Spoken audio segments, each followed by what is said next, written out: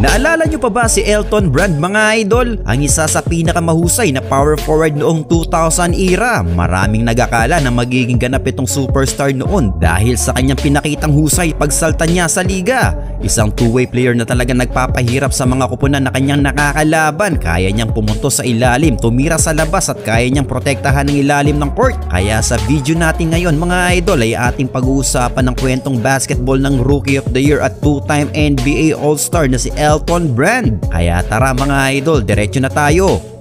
1999 NBA draft nang pumasok ang 6'8" forward na si Elton Brand sa liga ng NBA. Siya ang first overall pick noon na pinili ng kupunan ng Chicago Bulls. Ito yung mga panahon nakakaretiro lang ni Michael Jordan noon sa liga mga idol. Kaya maraming umasa din na posibleng siya ang bumuhat muli sa kupunan. Well, hindi naman nagsisi ang Bulls sa pagkuha sa kanya mga idol dahil sa kanyang rookie season ay nagpakitang gilas din naman talaga ito. Matapos siyang umaverage noon ng 20.1 points, 10 rebounds at 2 assists per game. Kaya hindi rin katakataka na itanghal siya bilang co-Rookie of the Year sa kanyang rookie season. Well, dalawa kasi sila ni Steve Francis ang tinanghal noon na Rookie of the Year. Ngunit sa kabila ng kanyang magandang nailalaro sa kanyang rookie season, tila hindi pa rin sapat ang kanyang husay para itawid muli ang koponan ng Bulls sa playoffs. Simula kasing mawala si Jordan noon mga idol ay hindi na muling nakakapasok pa ang Chicago sa postseason game. 2 season lang ang kanyang itinanggal sa Chicago Bulls noon dahil pagpasok ng 2001-2002 season ay trinade siya ng Chicago Bulls papuntang Los Angeles Clippers. Ngunit sa pagkakalipat niya ng kupunan ay dito pala siya mas napansin mga idol. Magandang performance sa kanyang naiambag sa kanyang unang season sa Clippers noon na umaverage ng 18.2 points at 11.6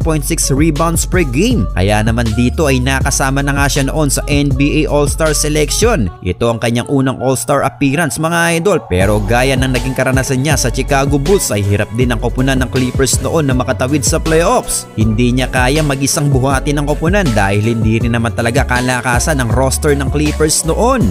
Talon tayo sa 2005-2006. Ang season ito ang masasabi nating isa sa pinakamagandang season na kanyang nailaro sa kanyang karera noon mga idol. Well, kahit papano kasi ay natulungan na nga siya noon nila Sam Cassell at Vin Baker para makipag-compete sa Western Conference. Pero siya pa rin ang bumubuhat noon sa koponan mga idol para makatawid sila sa playoffs matapos siyang umaverage nga dito ng 25 points at 10 rebounds per game. Katunayan, pang-7 nga siya noon para sa MVP voting. Well, muli nga siyang napabilang noon sa All-Star selection. Ito ang kanyang second appearance. Well, sa unang pagkakataon nga ng kanyang karera noon after 7 seasons ay nakapaglaro din siya sa wakas sa playoffs. Tinalo pa nga nila ang Denver Nuggets noon sa first round na umabot lang sa Game 5. Ngunit pagdating nga lang ng semifinals ay napalaban sila ng gusto sa Phoenix Suns. Well, siya lang talaga ang siyang kumakamada sa koponan ng Clippers noon mga idol. Umabot ang kanilang serye ng Game 7. Ngunit kinapos nga sila at natalo nga sila sa serye nilang yun.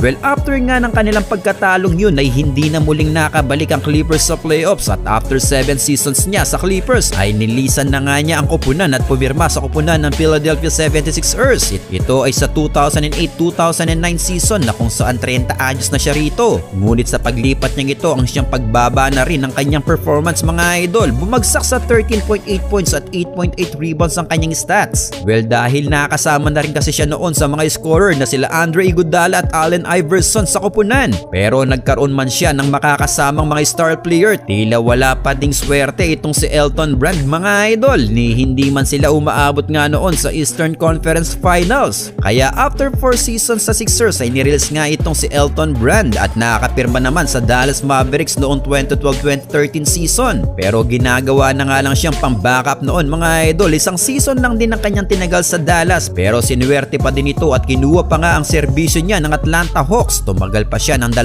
season sa Atlanta bago ito mag-anunsyo ng kanyang unang retirement. Well, after ng retirement niya sa Atlanta Hawks ay nakapag-comeback pa ito sa liga. From retirement ay na-convince pa siya muling maglaro noon at kinuha muli ang serbisyo niya ng Philadelphia 76ers. Pero dahil na rin sa kanyang edad na 37 anyos ay hindi na rin masyadong napakinabangan ang serbisyo niya sa koponan. Kaya October 2016 ay opisyal na nga siyang nagretiro sa liga ng NBA. Well, kayo mga idol, ano ang masasabi nyo sa naging karera ni Elton Brand sa liga ng NBA?